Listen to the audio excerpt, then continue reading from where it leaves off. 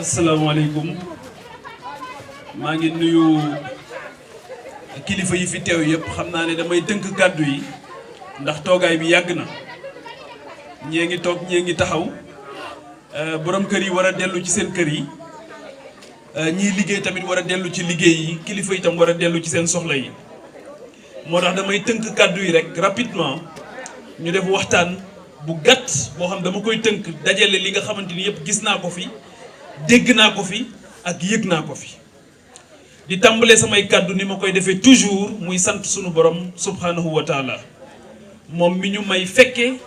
may ñu tal boole ñu ci xaaj bi nga xamante ni ñoom ñoo jaayante ak seen borom ngir jaay seeni guddi ngir nit ñi mën a nelaw boobu yandoor jaay seeni ker nekk ci naaj bi ngir nit ñi mën a nekk ci ker gi loolu dafa am ñoo xamante ni sunu borom ñoom la koy jagleel mu nekk nattu bu rëy ci ñoom te nattu boobu nekk nattu boo xamante ni daf ñu neex far yàlla sunu borom dimbali ñu mu nekk nattu boo xamante ni dañ koo donn ci ñi nga xamante ni ñoom ñoo ñu meññ à tout point de vue. donc di sant sunu borom bu baax di sant tamit waajur yi nga xamante ni dégg naa ñu tudd leen fii di leen ñaanal sunu borom mu yàggal leen fii waaye ñu tudd fi tamit soxna su baax muy suma bàjjen Kiné nga xam moom suma papa ñoo bokk ndey ak bàyyi wax nga dëgg bàyyiwu fi gàcc naqar la fi bàyyi. ñu ñaan sunu borom fa mu nekk yàlla sunu borom xare ko aljana te jël loxoom gën ko teg ci njabootam di ñaan sunu borom mu dolli ko yërmande di gërëm bu baax mbokk yi ñu fekk Somone yëpp ak Mbour damay wax gars yi ma ne leen département yëpp su ma sañoon serviteur dañ fay am taxawaay bu am solo mais plus précisément le département de Mbour dafa am benn cachet bu particulier pour ñun parce que Mbour moo ñu meññ te bi ñu meññee ba pare dañu gis tamit ne ci trajectoire am injustice yu bari dafa dal ce département qui est un excellent département un grand département qui regorge de potentialité te tey jii boo ñëwee tous les mots MAUX dañu joxante rendez-vous fii nga xamante ni moom mooy le département de Mbour et Somone y compris te loolu dinaa ci dellusiwaat rapidement te ñu jàpp ne bu ñu defee un bilan wala ñu def une évaluation de ces 62 ans yi nga xamante ni Sénégal moom la boppam tey jii bu ñu ñëwee Somone war fi def waxtaan bu mel nii waroon nañ fee fekk benn salle une très grande salle multifonctionnelle bi nga xamante ni fa la ñuy dugg def fa suñu rencontre bi mais du leen koy tànte ci li nga xamante ni moom mooy mbedd mi. di leen gërëm bu baax di leen sant di jaajëfal bu baax ñi nga xamante ni mooy sunu waajur yi ñu fi dalal. muy imam Boy bi nga xamante ni jaar nañ këram léegi ñu jaaroon fi ci campagne électorale bi tombé fa woon ak waxtu timis suma juumul ñu ànd ak moom julli ñu ñëwaat fi tey fekkaat ko ci mbaax gi ak sell gi ak yaatu gi ak surtout générosité bi mu àndal bu lay ñaanal ci biir ñaan yi boo déggee tuuti arab suy ñaan ci biir ñaan gi di nga xam ne xol bu yaatu lay ñaane kon ñoo ngi ñaan imam Boy suñu borom bàyyi ko fi ak njabootam ba ndono loolu nga xamante ni amee na ko ci ay maamam mu continuer di ko wéyal bu baax di gërëm sama papa ji nga fekk xamante ni moom laa fekk mu yor kàddu gi moom dama ko sopp lool dama ko bëgg lool ndax générosité bu mu àndal mais am na mbaax mu particulier bu ko sunu borom defal kon damay ñaan yàlla mu yàggal ko fi mbooloo bu ma dem saa bu ma débarqué ci mbooloo fekk ko fa sama xol day sedd mais sama xel day dal parce que xam naa li ma boole ak moom déjà mais xam naa mbaax gi nga xamante ni sunu borom def na ko ci moom mu nekk mbaax gu particulier comme ni ma ko waxee kon Seydi Joxaane maa ngi ñaan sunu borom bàyyi la fi wéral la bàyyi la fi ak sa njaboot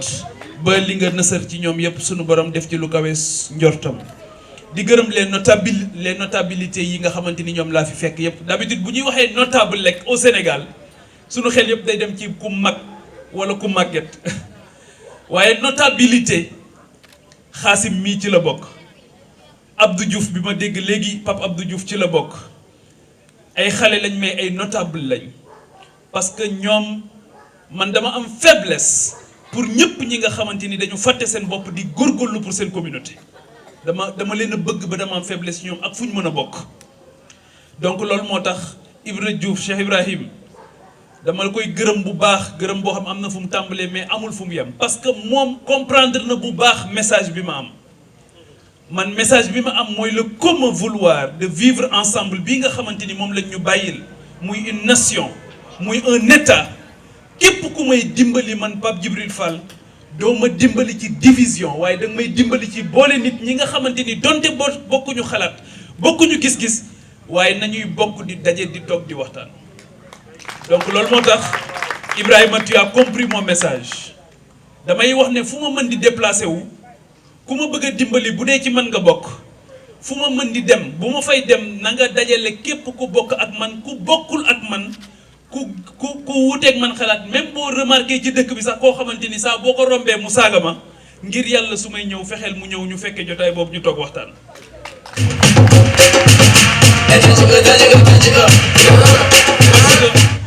parce que damay wax ne ce pays a besoin de réconciliation te Sénégal li ñu bëgg mënuñu ko def lu dul dañoo transcender les conséquences positives comme négatives de la démocratie damay expliquer Xaasim wax na ko léegi Sénégal léegi dafa naqaree wax su ma nee les conséquences de la démocratie moom moo indi vote bu ñu voté ba pare damay jël exemple ndax arab moo ne ku gën a jege rek gën a yey al aqrabul awla boo ñëwee tey jii ci dëkk bi di Somone mais dem nañ fi élection am ku xëccoo ba gagné ñu ne mooy maire bi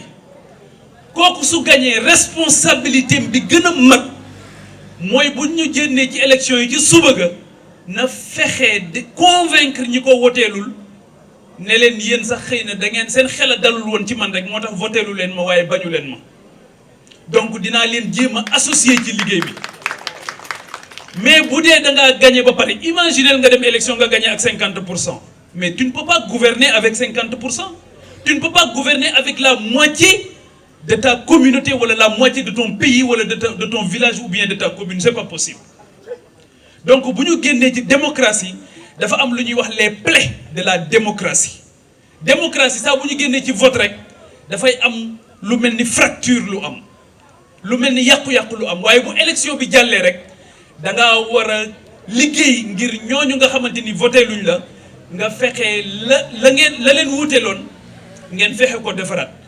bi élection yi jàllee keroog bi may dellu dëkk bi nga xamante ni fa laa dëkk muy Caajaay ñi may jàppale ci politique dama ne leen bu ma ñëwee Caajaay bugguma xàmme ku ma voteel ak ku ma voteelut bugguma it ngeen wax ma kan moo ma voteel ak kan moo ma voteelut ndax ku ma dajeel sax jàpp ne man la voteel ba ma jox ko itte ju toll ni ka ma voteel wala ka sonn ci man même itte bi laa lay jox. loolu mooy sunu responsabilité et loolu damay interpeller tout ce qui ñiy yëngu ci politique ñëpp dama leen di interpeller sur la nécessité de faire corps pour que li am depuis 1960 au Sénégal ñu mën ko jéggi te pour man la responsabilité que nous avons moo tax je suis très content de retrouver ici des jeunes des femmes qui n'appartiennent pas à notre chapelle politique mais qui regardent le Sénégal de la même manière que nous et qui sont d'accord avec nous sur le diagnostic que nous avons fait du pays. Nous sommes d'accord sur le diagnostic que nous devons faire aujourd'hui un pas important pour transcender les clivages politiques.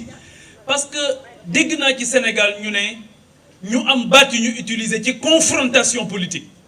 Mais il n'y a absolument rien de nouveau. Depuis 1960 Xaasim Sénégal ci gatsa la ñu nekk entre Dia et Senghor su ngeen ma waxee lu mu jur rek après ñu continuer Dia ak Senghor dañoo rayante am ku tëdd Abdou Diouf Senghor dafa woo Abdou Diouf ñu bëri dañu foogoon ne jaayiste la ñi nekkoon ci wetu Senghor dañ doon def la traque aux jaayistes ku ñu gis nga mas a wax ci Dia lu baax wala nga loyal si Dia Mamadou Dia ñu jël si la traqué la génn la ci sa poste dàq la radié la Senghor woo Abdou Diouf ba mu ñëw boobu Abdou Diouf moo ngi nekk gouverneur du Sine Saloum ñiy def politique aussi les jeunes xaw ma ana Pape Abdou Diouf ak Xaasim c'est bien que bu ngeen duggee politique ngeen am culture politique daf leen di dimbali après parce que nit tu n'es pas simplement le produit de ta confrérie wala de ta religion wala de ta chapelle politique tu es le produit d'une nation et tous les efforts consentis dans ces différentes chapelles, dans ces différentes sphères, muy religion, muy chapelle politique, muy communauté, daf la war a yóbbu pour nga mën a contribuer à l'effort de construction nationale, mais surtout contribuer à ce commun vouloir de vivre ensemble. Qui a produit ce qu'elle a produit. 62 ans après, vous voyez, le résultat est là. Est-ce qu'on va continuer de faire la même chose ou bien est-ce qu'on va changer de cap? Pour moi, le changement de cap est devenu une nécessité impérieuse. Maintenant, ce sont des choix qu'il faudra faire. Ça, c'est au-delà de nos personnes. Waxuma ay Samba, ay Demba ak yoy. Waxuma lolu. Waxuma ay tour. Limay wax ni ça m'est égal que vous soyez mes militants ou pas. Lolu intéressé wu ma. Li ma intéressé moy ay doomu Sénégal la fi fekk. Li ma intéressé moy ñuma bokk réew mi la fekk. Li ma intéressé moy gis ndawi Sénégal tollu ci mën dara te mënoo ko dara gënu ko metti. Tollu ci wara faj sa aajo mënoo ko fajal sa bopp dara gënu ko metti. Lolu moy situation bi. Le diagnostic, on l'a fait. On l'a déjà fait. Il est clair dans notre tête. Maintenant, il faut que nous doxions. Si nous tourisme, je parle sous le contrôle de M. Cissé. Nous avons tourisme, dès qu'il y a tourisme développé, on ne parle plus du tourisme. On parle des métiers du tourisme. On parle des écoles de formation dans le cadre du tourisme. Il y a toute une chaîne de valeurs. Tourisme, ni développer, il faut le développer. Nous former, fait un réceptif, un réceptacle sur toute la chaîne de valeur. Le tourisme, c'est et je l'ai dit une fois au ministère des Transports. Je l'ai dit que nous développer. Taximan, bi lay jël ci aéroport bi, fofu la sen tourisme di duggé. Koko lay bëgg lo dëkk bi. Koko sax xamna histoire ak géographie dëkk ba. Fekk ne waajal nañ ko ci ne ko kii wàcc ci dëkk bi dugg ci port bi wala ci aéroport bi yow ci yow lay bëggee dëkk bi wala mu bañ dëkk bi mais boo mënoo wàcc Sénégal aéroport Sénégal dajeeg nit mu bëgg laa dóor marto ci buntu aéroport bi nga ñëw ci hôtel bi ñu bëgg laa dóor marto nga agsi Somone ñu bëgg laa dóor marto. Donc là aussi il y a un problème d'éducation et de sensibilisation sur les bonnes pratiques, sur les valeurs fondamentales et fondatrices. Et loolu bu ñu ko deful ak foo mën a egg ak koo mën a jël ak loo mën a choisir du ñu def dara on va retourner sur nos pas. Beneen bi mooy li mu wax léegi je suis bien placé pour le dire et qui représente pêcheurs yi man à l'Assemblée nationale j'appartiens à la commission développement rural.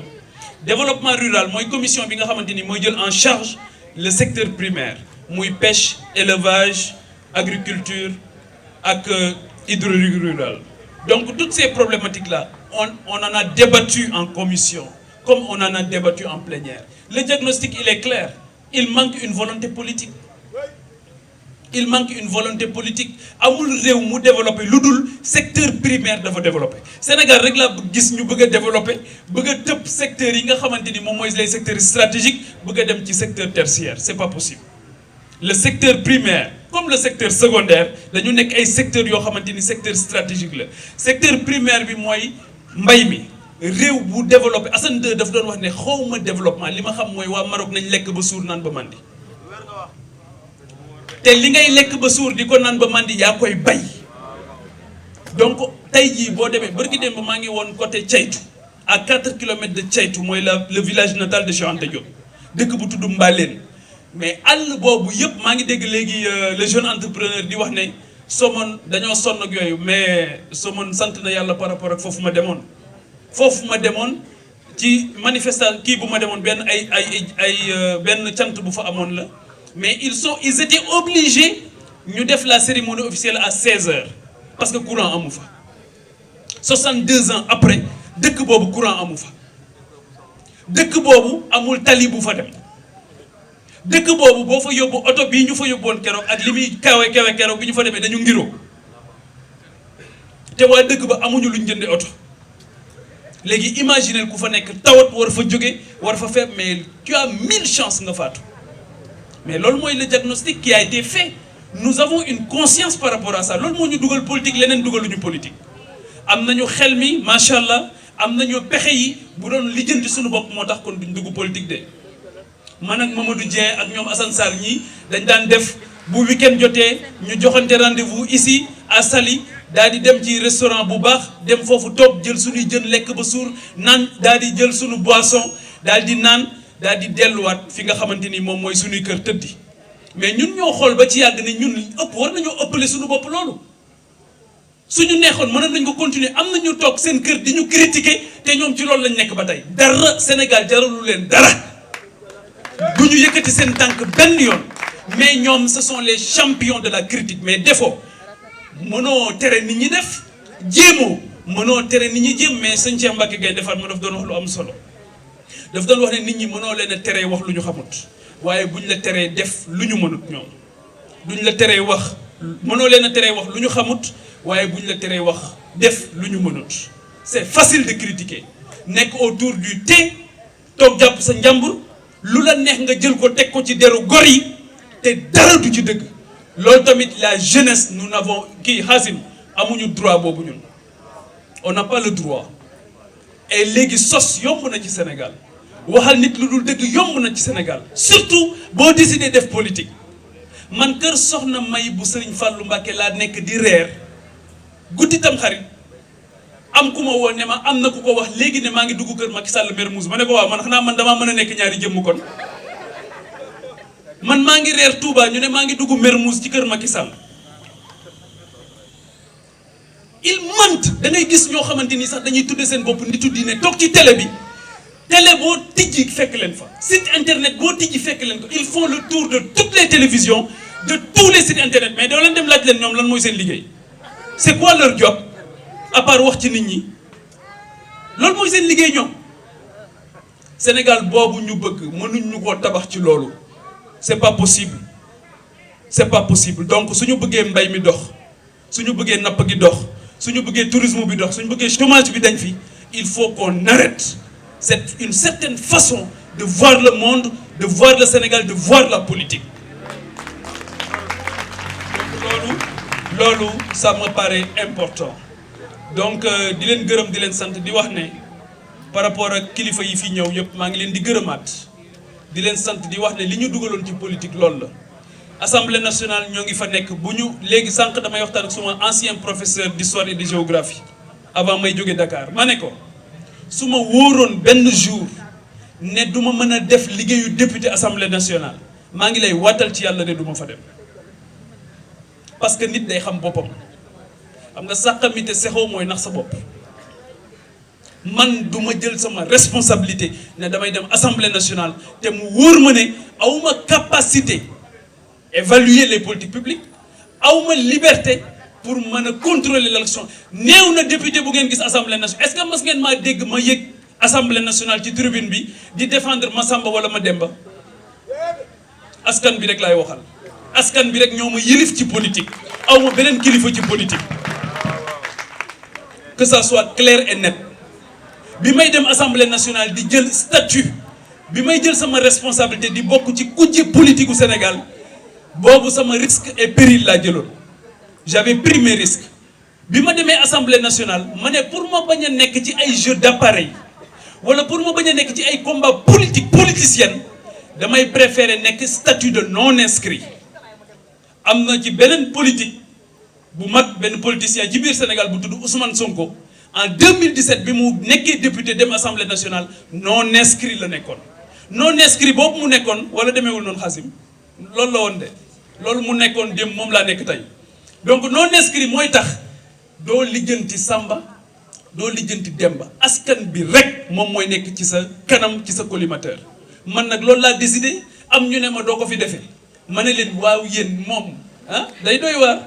waaye xamuñu ne ñun lii biñ ciy dugg suñu wóoroon ne it ne amuñu fit duñ ci dugg suñu wóoroon ne amuñu fit duñu ci dugg sentiment de peur nag loolu duñu traversé mukk ci àdduna kenn rek la ñu ragal muy suñu borom subhaanahu wa taala donc ñeneen ñi ma àndal ci politique loolu laa leen di sant am leen xam-xam am leen itte waaye am leen fit ak fulla ak fayda bu leen tiit bu leen ragal waaye bu leen tooñ daal lay bañ tooñ rek lay moytu tooñuma tooñ lawuma waaye ku jàpp ne ay ragal a fi nekk nag yaa ngi nax sa bopp lu ñu xalaat dinañ ko wax lu ñu bëgg a def tamit dinañ ko def loolu dama koy yóbbante ñi nga xamante ni wax rek moom la ñu bëgg a def ak sos rek xaw ma fu ñu ne ci réew mi waaye nañu xam ne mënuñu ñoo xoqatal ba duñu wax liñ bëgg a wax mënuñu ñoo xoqatal ba choix bu ñu bëgg a def duñ ko def keroog 22 avril 2022 bi ñuy déclaré ne dañu bëgg a nekk député boobu lenn rek moo ñu leeroon mooy am nañu pas-pas bi am nañu xam-xam bi am nañu itte ji te jàpp nañ ne jombuñu fii ñu jëmit bu ñuy yëkkatiwaat suñu kàddu ne dañ ciy bokk dañuy xool ndax pas-pas baa ngi fi pour jëriñ Sénégal bañ ko jëriñoo dañuy xool ndax xam-xam baa ngi fi ngir fépp fu ñu mën a taxaw ci àdduna bi Sénégal siggi ndax bëgg gaa ngi fi bëgg réew mi ba duñu jaay Sénégal loolu bés bu wéree ci suñu xel ak suñu xel suñu borom seede na ne kenn mënuñoo tereel bëgg li gën a kawe. donc Cheikh Ibrahima maa ngi lay gërëmaat ci ni nga dajalee aussi les autres communes du département ci fii sous la direction de Mamadou Dieng c'est important on a pris une réforme tuddee ko la communalisation intégrale indi ko dogotee commune yëpp da booy dugg Somone boo jógee booy dugg Somone ngay dugg Ngaparou ngay dugg Saly mën ngaa bañ a xàmmee sax ban commune ngay dugg booy dugg Sessène booy dugg Thiadiaye booy dugg Mbour mën ngaa bañ a xàmmee ban commune ngay dugg nga jël fenn fu ne nga teg fa ab maire muy rivaliser beneen maire bi yenn saa yi du ñu juboo mënuñoo ànd ci benn politique commune mënuñoo bokk sax toog waxtaan ngir d'accord ci ñi ñun ñoo bokk ay ndaw ñoo bokk même problème mais nan la ñu mën a def entre commune Saly Mbour Somone mais ñun duñ toog waxtaan. nous avons le même peuple nous avons les mêmes potentialités nous avons les mêmes problèmes avec les jeunes avec les femmes mais ñett ñooñu waruñoo toog ci table di waxtaan chaque semaine pour xool nan la ñuy harmoniser les politiques déedéet kenn duñ ko def de kenn ku ci nekk day bëgg a toog ci ruqam. am na ci maire yoo xamante ni yenn saa yi dañ naan bokkuñu chapelle politique wala ñu bokk chapelle politique comme suñu boor bële bokk chapelle politique ba pare kenn ku ci nekk bëggoo gis sa photo morom. on se développera comme ça mënuñu développer noonu. woo leen ñi leen gën a jege fexe leen ba koñ ba ngeen di nekk ngeen am fa njëriñ fexe leen ba kër ga ngeen di nekk ngeen am fa njëriñ. fexe leen ba dëkk ba ngeen di nekk ngeen am fa njëriñ donc les serviteurs au niveau de la commune de Somone bëgg naa trop ñu leen di dégg ci ay actions citoyennes bëgg naa trop ñu leen gis ngeen nekk ay avocats de la commune de Somone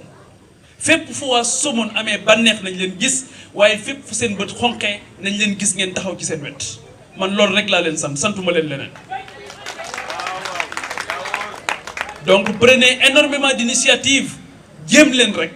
bu leen ne nañu bàyyi ba am nangam doo ko def déedéet li ngeen am tey tàmbali leen ci rek amal leen njëriñ nit ñi dee leen sonn ci nit ñi ndax li njëkk ci jëriñ nit ñi mooy nga bañ leen a lor li jiitu ci nit ñi ci jëriñ nit ñi mooy nga bañ leen a lor donc ni ñu ko waxee léegi ci clip bi doon jaar léegi keroog ba ñu déclaré suñu candidature dañ ne màgg nañu xàmme nañu am na dëkk bu nekk fi à 6000 kilomètres du Sénégal France la tudd 68 millions de personnes ñoo fa nekk. ki fay nekk président sax day am lu ñuy wax bouton nucléaire mooy moom sax mën naa xëy rek bés benn bouton daanaka àdduna bi am nu mu demee bouton nucléaire la am di diriger 68 millions de personnes am ay centrale nucléaire ci 2017 bi ñu koy dénk ki ñu ko doon dénk fanweeri at la am ak juróom-ñeent 39 ans 68 millions de personnes am bouton nucléaire ñu dénk ko gone goo xamante ni 39 ans la am. waaye yàlla sax buy yónni ndaw lay yónni yàlla sax buy yónni ndaw lay kon bu ñu xeeb suñu bopp nañu xam suñu bopp maa ngi leen di gërëm bu baax di leen sant jërë ngeen jëf.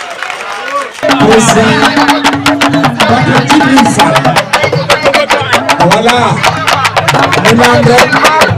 président yónni yàlla yàlla musal. asalaamaaleykum man maa ngi tudd Ibra Diouf nekk ci Somone jiite mouvement les serviteurs de la Somone ànd ak liggéey bi ak la commune de Somone ak serviteurs yi fi nekk yëpp nag tey ñoom bis boo xamante ni dafa spécial ndax tey lañ doon installé suñu cellule fii ci Somone li ci gën a jafe ñoom sens honorable député président Pape Djibril Fall ñëw teewee ko loolu dañ ciy sant yàlla bu baax a baax. ñu ànd koog le coordonnateur de département ak serviteurs yëpp nag tey moom sant yàlla ñuy def di ñaan rek yéen a gi am ci ak yaakaar gi ñu am ci man yàlla yàlla jubale ñu matale ko ba bañ a tas benn yaakaar te di ñaan it suñu honorable député bi lii ñu def mu jikko moom mboolem département de Mbour installation bi cellule def yëpp mel nii ba 2024 yàlla jox ko réew mi waaw ndaje bi fii tey installation de cellule lañ doon def tey Somone honorable député ñëw présidé ko nii muy Papa Djibril Fall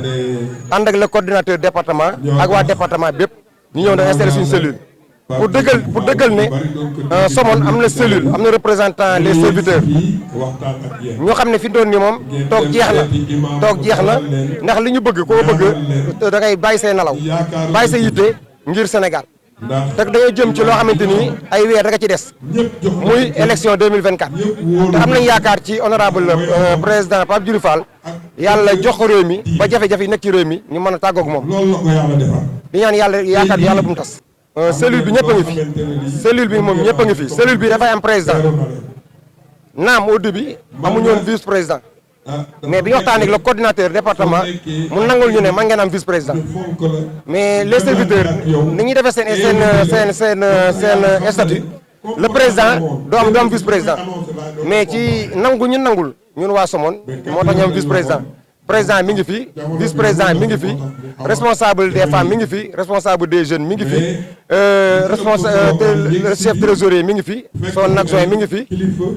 son commissaire de compte mi ngi fi le superviseur mi ngi fi l'organisation tey mi ngi fi ak équipe am. non commune de Somone jafe-jafe bari na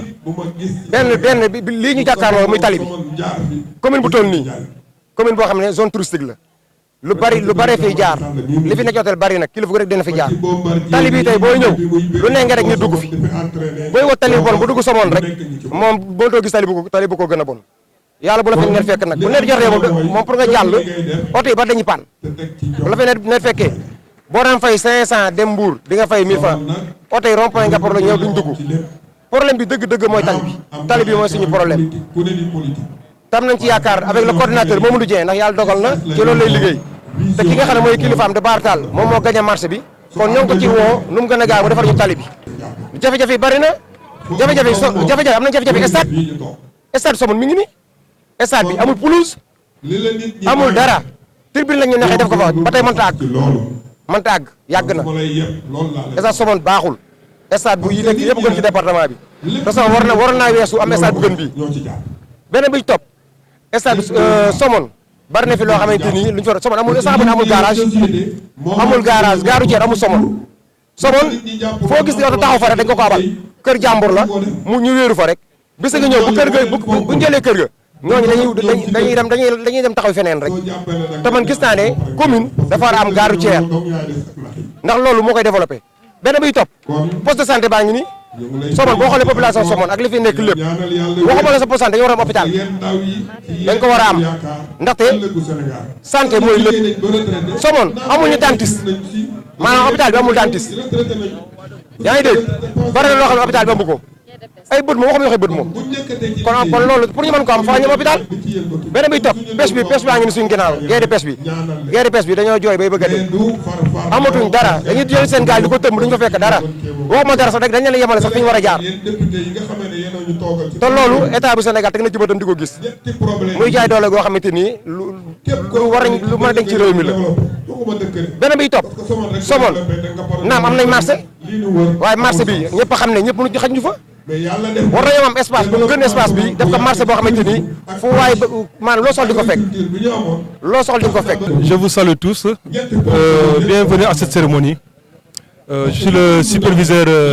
communal. Je me nomme Mohamed Lamine Diallo. Aujourd'hui, c'est un grand jour. On a accueilli l'honorable député Pape Djibril Fall,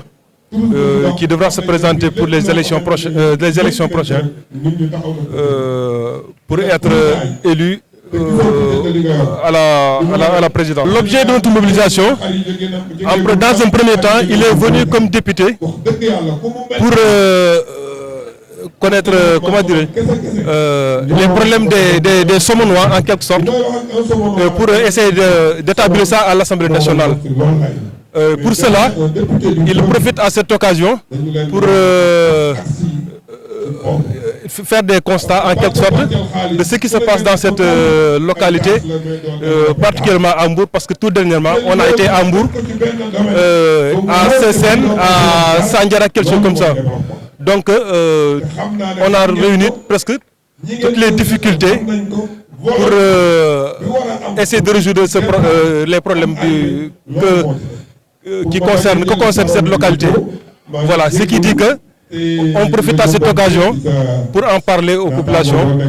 pour mettre fin à tous ces déboires. Dans ce monde, tout à l'heure, on parlait de la route, de cette route-là. En fait, à l'entrée, il y a cette route est complètement abîmée. Donc, en général, les taxis qui viennent ici, ils en profitent pour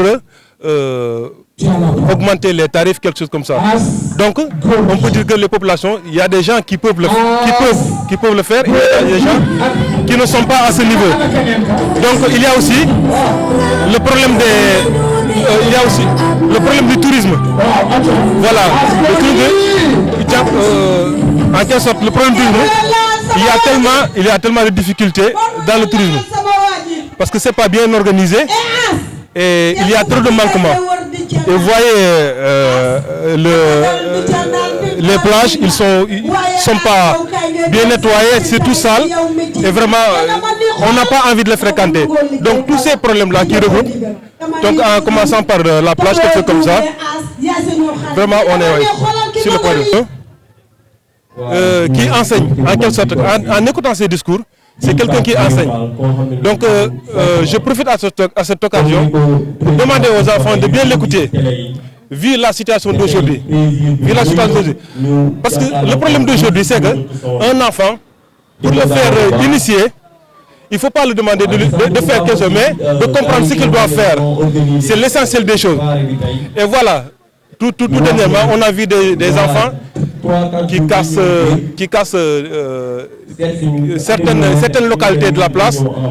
comme les stations essence, quelque chose du genre. Donc je les appelle à établir la paix dans ce pays. Parce que c'est mieux. Parce que les enfants d'aujourd'hui seront les grands de demain. Donc je me dis qu'à chaque fois, il faut peut-être un parent peut ne pas nous laisser beaucoup d'argent. Mais il peut nous enseigner des enseignements qui peuvent nous conduire jusqu'à la fin de nos vies et on pourra léguer ça à la génération future. Voilà.